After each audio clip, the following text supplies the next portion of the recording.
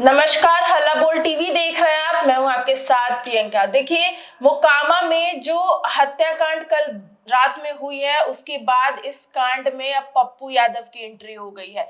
पप्पू यादव कल देर रात मोकामा पहुंचे। इतना ही नहीं, इस कांड को लेकर आनंद सिंह पे एफआईआर हो गई है। आनंद सिंह ने भी एफआईआर कराई है। इतना ही नहीं, आपको बता दें कि कुछ दिन पहले जिनकी हत्या हुई है, दुलारचंद यादव ने आनंद सिंह की पत्नी को लेकर कुछ दिन पहले आपत्तिजनक टिप्पणी भी की थी। क्या है ये पूरा मामला? इस विषय पे और भी ज्यादा जानकारी देंगे हल्ला बोल टीवी के संपादक दीपक शर्मा। देखिए, जिस एफआईआर की बात कर रही हैं, एफआईआर पीयूष प्रियदर्शी जो कि वहां से कैंडिडेट हैं जन स्वराज के, उनके परिजनों ने और दुलारचंद यादव के परिजनों के बयान पर किया गया है, आवेदन पर किया गया है। अनंत सिंह पर एफआईआर हुई है और अनंत सिंह के समर्थकों पर एफआईआर हुई है, कई अज्ञात लोगों के खिलाफ एफआईआर हुई। अनंत सिंह ने भी पीयूष प्रियदर्शी जो जन स्वराज के वहां से कैंडिडेट हैं, उनके जो समर्थक हैं वहां, उन पर एफआईआर कराई है। पीयूष प्रियदर्शी पर भी एफआईआर कराई है। पीयूष प्रियदर्शी की ओर से जो एफआईआर कराई गई है, उसमें कहा गया है कि अनंत सिंह ने गोली मार दी। अनंत सिंह के समर्थकों ने, अनंत सिंह ने नहीं गोली मार दी। उसमें कहा गया है कि अनंत सिंह के समर्थकों ने गोली मार दी जी, और गाड़ी चढ़ा दी जी दुलारचंद यादव पर। उसके बाद इधर से अनंत सिंह का कहना है कि इन्हीं लोगों ने हमला किया। तो दोनों मामले में पुलिस ने एफआईआर दर्ज कर ली है। इस मामले में वहां तनाव है और पोस्टमार्टम कर दिया गया था कल रात ही शव का जी। इसके बाद पप्पू यादव पहुंचे, पूर्णिया के निर्दलीय सांसद पप्पू यादव मोकामा में पहुंचे और दुलारचंद यादव के घर गए और उन्होंने सरकार से बहुत तीखे सवाल पूछे जी। उन्होंने पूछा कि बाहुबलियों को टिकट देंगे तो हत्या नहीं होगी? हत्या होगी। और सरकार बाहुबलियों को टिकट क्यों, सरकार में जो पार्टियां हैं वो बाहुबलियों को टिकट क्यों दे रही है? उन्होंने अब पुटुस यादव हत्याकांड का जिक्र भी किया। आपको याद ही होगा कि पुटुस यादव हत्याकांड काफी चर्चा में रहा था। उस मामले में अनंत सिंह की गिरफ्तारी भी हुई थी। पुटुस यादव एक युवक था मोकामा में, जिसकी एक प्रेम प्रसंग में एक हत्या प्रेम प्रसंग चल रहा था, उसको लेकर उसकी हत्या कर दी गई थी, जिसमें अनंत सिंह का नाम सामने आया था और बाद में उस मामले में अनंत सिंह की गिरफ्तारी भी हुई थी। अब यहाँ जो एक और आपने सवाल किया कि जो दुलारचंद यादव हैं, उनका कुछ दिनों पहले एक बयान आया था जो कि अनंत सिंह की पत्नी और वहां से विधायक रह चुकी नीलम देवी को लेकर आया था और उस बयान को लेकर काफी आक्रोश था वहां के भूमिहारों में जी। और क्योंकि उन्होंने बहुत ही आपत्तिजनक टिप्पणी की थी। उन्होंने जो वहां के विधायक है नीलम देवी, अनंत सिंह की पत्नी, उन्होंने नाचने वाली बताया था जी। उन्होंने कहा था कि वो भूमिहार नहीं है। अनंत सिंह ने उनको ऐसे ही रख लिया है। कई तरह की आपत्तिजनक टिप्पणियां की थी जिससे लेकर बहुत आक्रोश था। उनका वो बयान जो है वायरल हो रहा है जी।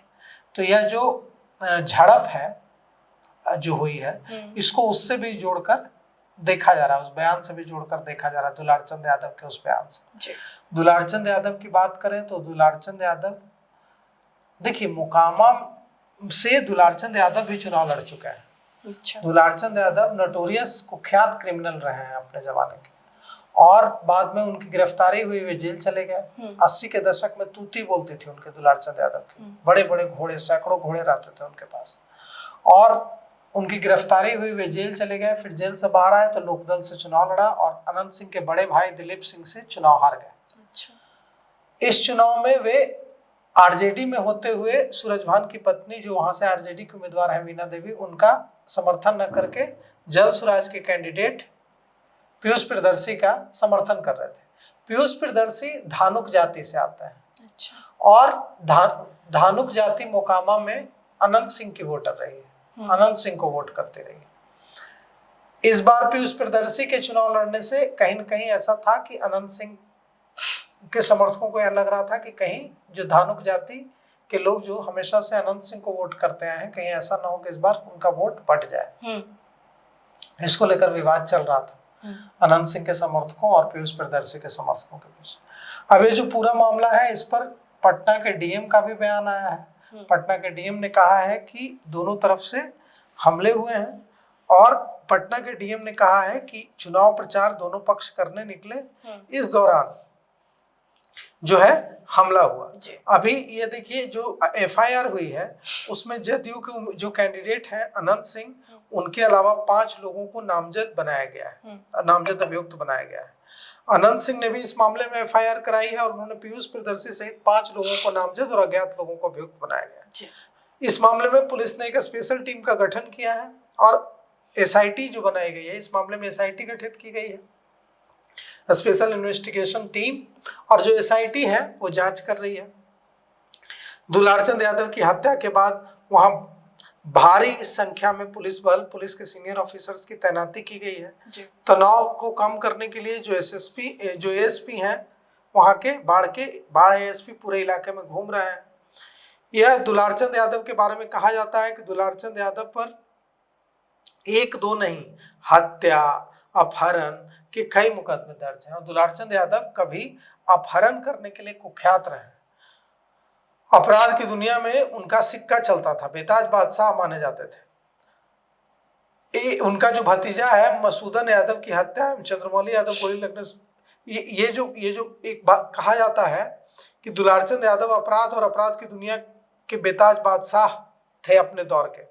इस दौरान उनका एक भतीजा मसूदन यादव की हत्या हो गई और चंद्रमौली यादव गोली लगने से जख्मी हो गए थे। दुलारचंद यादव पहलवान थे और उनको पहलवानी का बहुत शौक था और अखाड़े में दंगल में अखाड़े में वे कुश्ती भी लड़ते थे। तो अब जब दुलारचंद यादव की हत्या हुई है तो पुरानी जो उनकी कई सारी कहानियां हैं अपहरण की और बाकी, वो सब सामने आने लगी है। इधर पप्पू यादव की एंट्री हो गई है इस मामले में और पप्पू यादव कल देर रात, पूर्णिया के निर्दलीय सांसद पप्पू यादव देर रात पहुंच गए हैं मोकामा, और मोकामा पहुंचकर उन्होंने पूछा है कि कल देर रात पप्पू यादव फेसबुक पर लाइव भी आए थे और उस दौरान उन्होंने लिखा था कि पुटूस यादव के बाद अब दुलारचंद यादव जी की हत्या हुई है, क्या भूलेगा मोकामा एनडीए की सरकार और कितने यादवों की बलि मोकामा में चढ़ाएगी? क्या ये राक्षस राज दिल्ली की मीडिया को नहीं दिखता? दुलारचंद यादव जी के परिवार को गहरी शोक संवेदना व्यक्त करता हूं। क्या बिहार को फिर से चुनावी हिंसा में सत्ता पक्ष ने जानबूझकर धकेल दिया है?